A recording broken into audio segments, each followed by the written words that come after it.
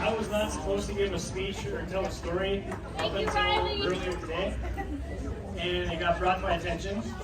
So Stacy, we went to high school together, and we had an English class together. So I'm going to go off script a little here. Normally you roast these two, I'm going to roast Stacy here. So we had English class together, and part of it we had to give 3 speeches throughout the year. And I remember our first speech that we had to give, she got up in front of the room and she could not talk. Right-faced, it was cherry red, she could not talk. Tears started coming down. Mr. Randall was like, Stacy, go to the back of the class. So she went back and she was standing behind everybody. She still couldn't give the speech. Tears rolling down her eyes, she's laughing, choking up. She finally was able to turn around and face the back wall and give her speech. So for a little comparison with what she's about to give, I'm curious to see if she's improved.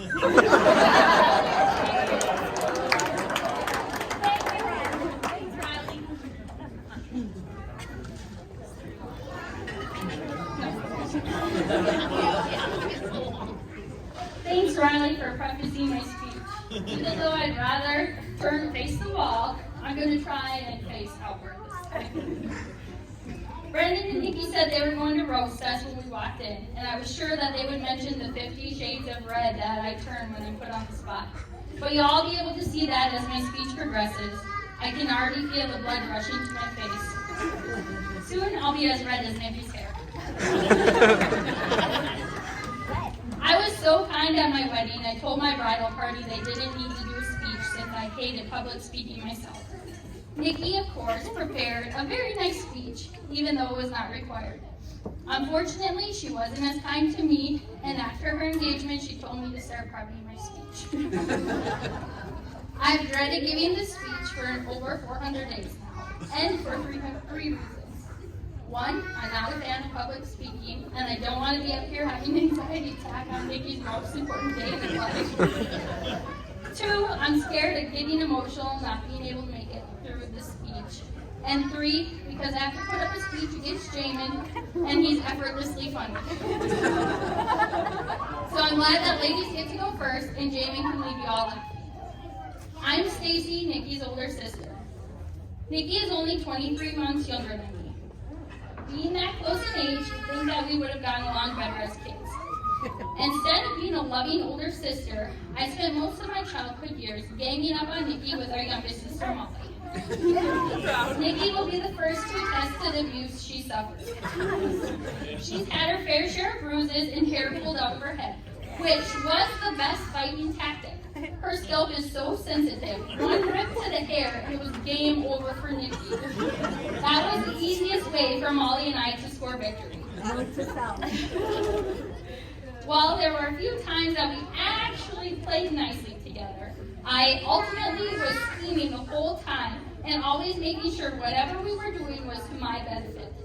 For example, we would play Monopoly, and I would convince Nikki to sell me all her property for a piece of white money. White money is only $1. Nikki, well, I had told her it was the best money. Nikki would end up going bankrupt, and I would always win. We also played wedding many times. Nikki would have the honor of being the groom every time, because she always had the shortest hair, which was due to her sensitive scalp and not keeping her nice, pretty long hair brushed. That's true. As we grew older, Nikki got even more embarrassing to me. I didn't know if it was because when she got to high school, she still didn't like to brush her hair, that darn tender scalp. Yep. Or the fact that she was my red-headed little sister. But at all costs, she was to be avoided in the halls of high school. I just couldn't see how it was even possible that we could ever be friends. Looking back, it was probably my fault we never got along, because I wasn't always a very nice sister.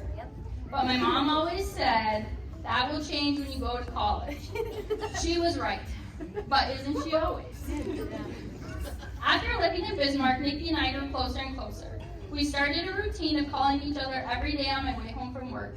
That is, until Brandon entered the picture. You see, until Brandon came around, I got all of Nikki's attention.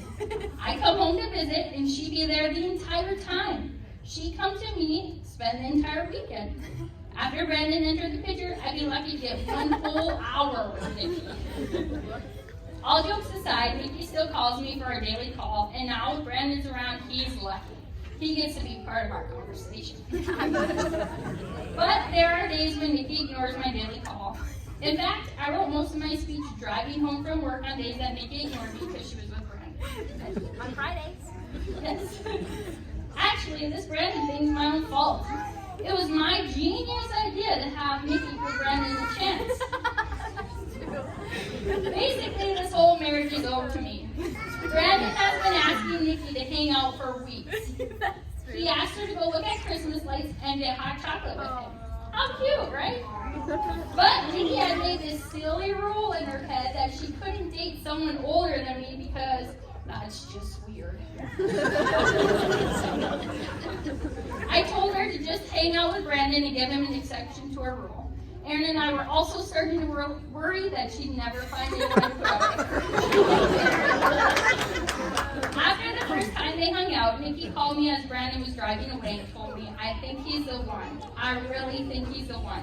I think I might marry him one day. That was the first time they ever hung out. Turns out Nikki was right. She would marry Brandon. And here we are, Nikki and Brandon are married. Now, Brandon coming into Nikki and my life didn't come freely. There are a few secret missions that Brandon had to unknowingly and successfully complete in his time with Nikki to win his approval. One secret mission was for him to stop calling Nikki Nicole. Even though that's Nikki's real name, I don't even know who Nicole is. I don't think I've ever called her Nicole. She's always been Nikki. Another secret mission was for him to be accepted by my kids and my dog.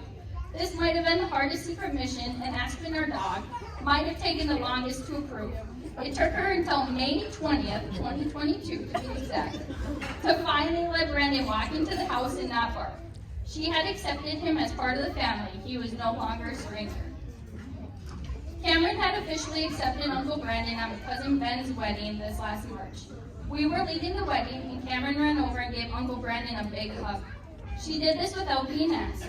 After that, Brandon swore it would only take one more time of them hanging out before Cameron and him were officially best buds. Blake is always like Brandon. He might not have always shown it, or I guess maybe he was just so comfortable with Brandon from the start that he didn't hold back his crying.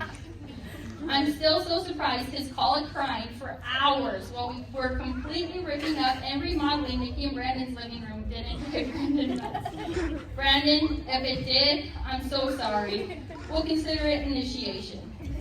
Blake and Brandon bonded early over their love for baby food rusks that Brandon still doesn't mind snacking on from time to time. The last secret mission was Brandon had to fit in with the Fritzes. He didn't have to work too hard at this one, as he's a very similar version of my dad. They do say you always marry someone like your dad. Literally. Nikki sure hit the nail on the head. When Brandon comes over, my dad can safely turn the channel to something Brandon's interested in and still know what's going on, unlike when Aaron comes over and he turns to the car channel. Sorry, Brandon, Dad will always pick a Twins game over a Yankees game and the Chargers before the Cowboys. I want to also welcome officially all of the Ganges into the family. Juice and Connie, Nikki is so blessed to have you as her parent-in-laws. Thank you for loving my children like your own grandchildren, and for treating all of us Fritzes like your own family. It's one thing to gain a new daughter, but to be so loving and welcoming of her family as well is truly kind and selfless. Nikki, I'm so glad that all the practice, playing, and wedding paid off, and you finally get to be the bride. You look absolutely stunning, and you are so deserving of the beautiful love and marriage. It has been so fun helping plan all the details of your wedding, and I'm so glad you decided not to have me do too many other things, because putting together the speeches is stressful enough. Brandon, welcome to the fam, bro. I know you might not want to claim me as your sister-in-law in our fantasy league, but I promise to draft a better team next year. You are the answer to my prayers for Nikki. I was really getting worried that Nikki would never find her person. I'm so glad she listened to me and gave you a chance, even though you are older than me. To the both of you. Marriage doesn't always come easy. A lot of the time it's sacrificing what you want for the other person's wants, or compromising between the two, or even making both of them work and giving up something else, like whether you buy a pool or go on a honeymoon. Thanks, Gary! In that case, I'm so glad you did both. There are a lot of distractions in your daily life, especially after you start your family, that can unknowingly and subconsciously take priority over your love and marriage. Remember this moment and the love you have for each other right now. Remember for the rest of your life that you had each other's first before all the other things that came into your life. And remember to love each other first. Make time for each other as much as possible. Your love from today will only grow and grow if you water and take care of it. But it can grow into a different kind of love. And remembering the kind of love you have today will humble your marriage forever. Everyone, please raise your glass and toast to a lifetime of happiness, good health, and blessings and love for the new Mr. and Mrs. Gange.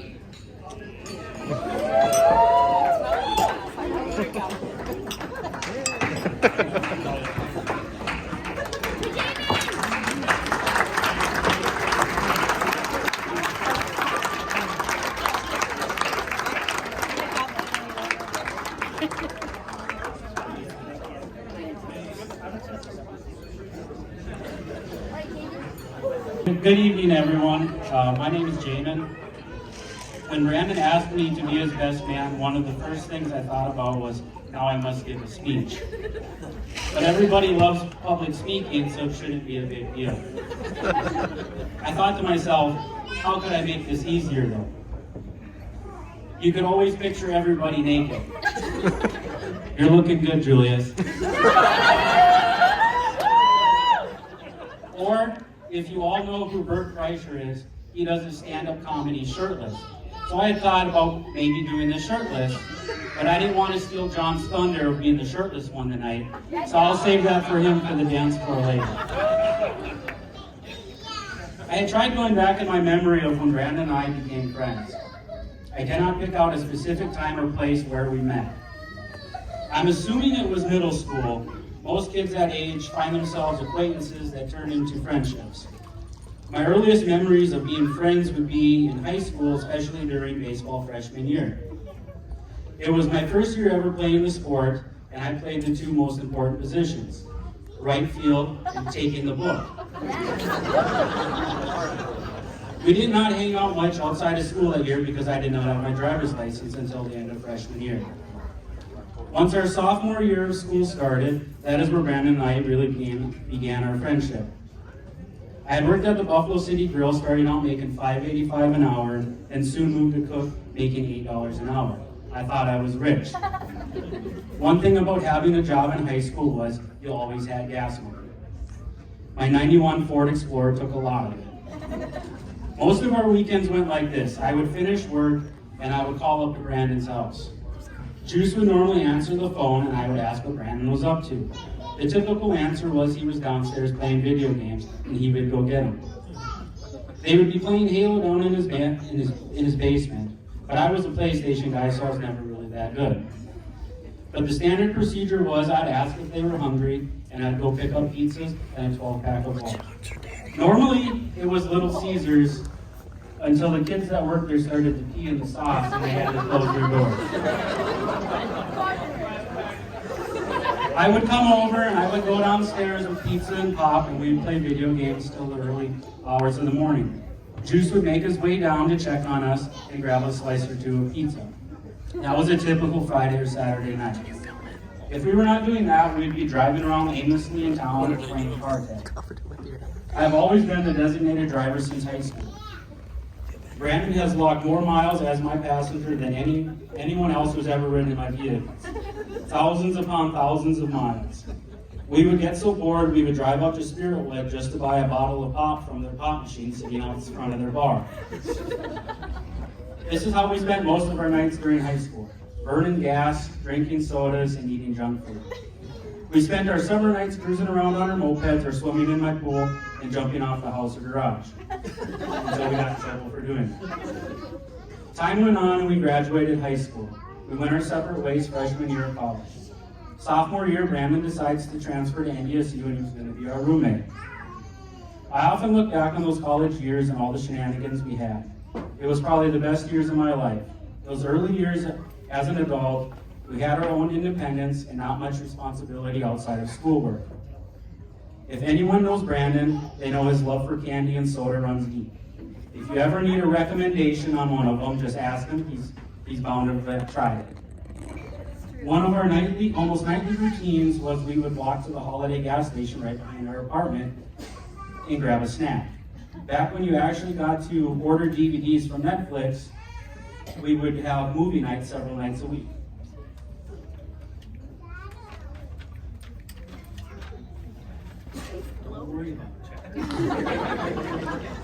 We soon knew all the employees there since we were there more days out of the week than most of them actually worked.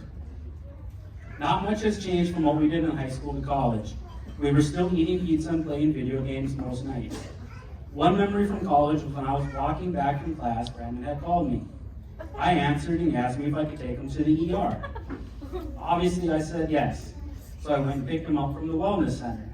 When I got there, he got in my truck and I saw he had a deep Harry Potter-like gash on his forehead. Luckily then it had stopped bleeding, and then we took him to the ER to get stitches. During the summers of college, we had a softball team.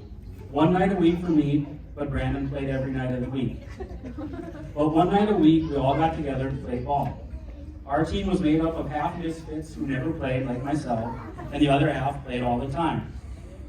I'll never forget the first year we had our team, and in the last game of the championship, a fly ball got hit to the outfield. Once we all heard Brandon yell that he had the ball, we knew we had won the championship. The thing I enjoyed most from softball was after the games, having a few parking lot beers and hanging out with the team. That is how we spent most of our college years, along with going out to the bars on weekends and occasional shenanigans along with that. Brandon transferred to VCSU to finish out his degree. I had done the same thing, but one semester after he did. I was living in Jamestown and driving to class twice a week. I remember Brandon asking me if I wanted a part-time job that spring. I already had two at the time, but I said, sure, why not, and asked him what it was. He said it was super easy and was only 2 days a week. It was working in the after-school program at St. John's. He said I'd be working with the older kids of the school, and I'd be working alongside college girls. I said, say less. I get to babysit 5th and 6th graders, and I get to work with college girls. The first day I got to St. John's, I met the principal, and he informed me I would be with the youngest group of kids, and the lady that was working with me was about 80 years old. So the exact opposite of what Brandon promised me. On my second day there, little Henry pooped his pants, and I asked myself, why did I agree to this? Time went on, and it was a fun and rewarding job. But I get a little laugh every time I think of it because it was the exact opposite of what Brandon promised. After being friends with someone for over half your life, there are thousands upon thousands of stories. I will say I was a bit nervous at first writing this speech. But all summer as I sprayed weeds in the road ditch, I would write it in my head over and over again. Each time I thought about what I would say, it would unlock more memories that we had. And for that, I'm very grateful. I could go on and on about our friendship and the stories we have, but that's not why you all are here. We are here to celebrate the two sitting next to me. I do not remember the first day I met Nikki. I'm guessing it was around the summer of 2020 softball season. My first impression was this little shy, kind redhead girl. She was typically pretty quiet the first few times I'd met her. But one thing I will say is that every time you see her, she'll greet you with a big smile and a warm hello. One thing about being friends with someone for over half your lives, a person can pick up on when things are different. It was obvious for me once Nikki started to come around more and more, the changes I saw in Brandon. It's easier to see changes as an outside bystander. I could tell there was something different about him. Not that Brandon is an unhappy person, but you could see the true flowers over a few days. This was different. You could see the happiness grow like a snowball rolling down a hill, getting bigger and bigger the longer time went on and the more they were together. I've only known Nikki but a short time, and you could see it in her too.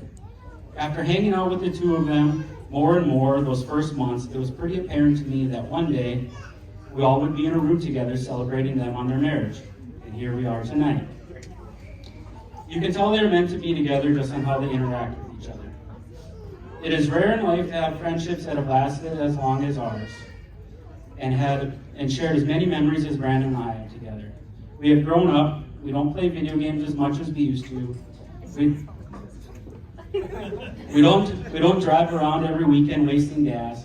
Drinking pop has turned into a few beers in the garage or by the fire. For all those memories, I'm truly grateful.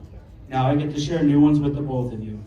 So if everyone could raise their glass as we toast the newlyweds to a life of happiness and health. Here's to the Ganges.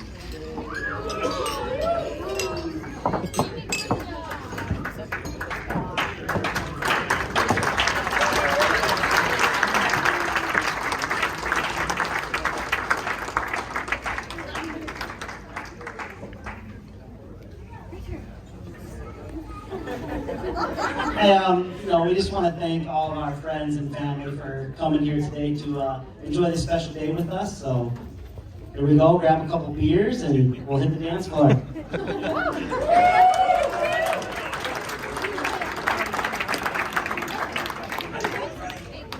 Oh, and there's cake, so let's lose these ties and Go eat cake. let's eat some cake. All right, folks, let's get a big round of applause for our speakers here today. Everybody doing a great job. You would have never guessed that she had to look the other way. All right, folks, big round of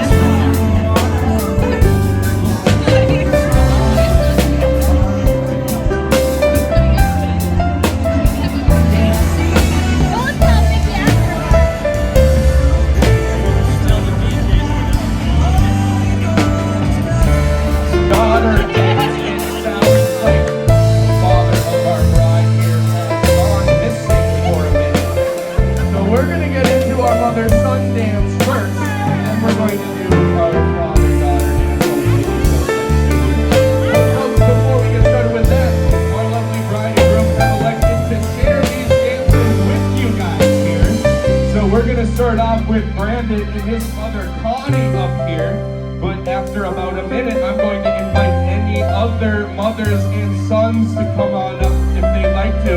Come on up.